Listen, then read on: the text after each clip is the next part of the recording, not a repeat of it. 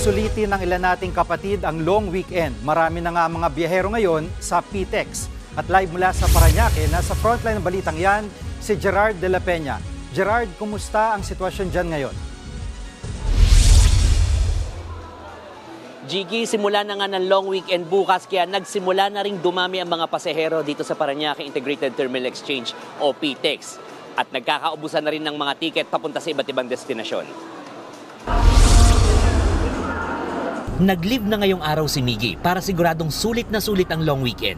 Uuwi raw kasi siya sa Baguio, kaya Lunes pa lang, nagpabook na siya ng tiket. Para maunahan yung kasabay na influx ng tao. Sa Baguio rin ang weekend getaway ni Joji kasama ang kanyang pamilya at pabor siya sa paglipat sa holiday. Months before pa po kasi kami nag-book, so di po kami nahirapan. So far, good idea naman po yung nilipat kasi walang absent. Ilan lang si Miggy at Joji sa libu-libong mga pasaherong sasamantalahin ang mahabang weekend para magbakasyon sa labas ng Metro Manila. Sa tansya ng pamunuan ng PTEX, papalo sa 1.5 million ang bilang ng mga pasahero simula ngayon hanggang sa Lunes.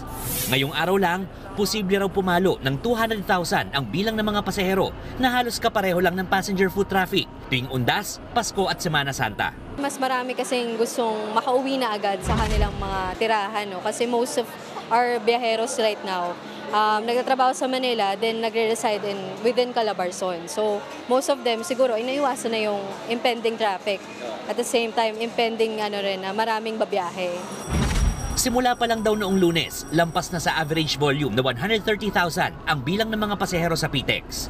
Marami raw kasi ang nakapag-schedule na ng kanilang bakasyon bago inilipat ng Malacanang ang holiday sa August 23. Nagkaroon ng effect dahil nag-uptick na tayo since Monday pa lang. Mas marami nang bumabiyahe. So yung iba siguro na supposedly planned that Wednesday, nag-advance ng mga leaves. Pero yun, may marami pa rin tayo nakikitang dagdag ng mga biyahero. Sa ngayon, fully booked na ang mga biyaheng Baguio para ngayong araw at bukas. Inaasahan din ng pamunuan ng PTEX na magiging pahirapan ng pagkuha ng tiket papuntang Batangas. Kung within Batangas, in-expect natin magpo-fully book tonight yan. Dahil maraming travel going to their homes at the same time, Batangas is connecting to other nearby provinces like Mindoro. Nagdagdag na rin daw ng supply ng bus ang PTEX para may masakyan ng mga pasaherong pauwi sa Cavite, Laguna, Batangas at Quezon. May dagdag na mga personnel din sa terminal para makatulong sa mga pasahero.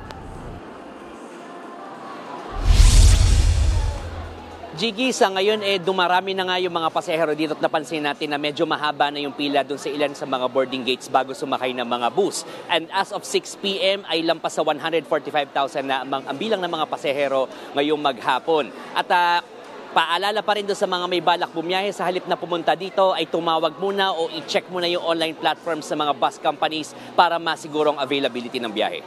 Jiggy. Maraming salamat, Gerard de la Peña. Mga kapatid, Jiggy Manikad po, iba na ang may alam at may pakialam sa panahon ngayon. Para sa konkreto, kumpleto at komprehensibong balitaan sa Frontline, mag-follow at mag-subscribe sa social media pages ng News 5.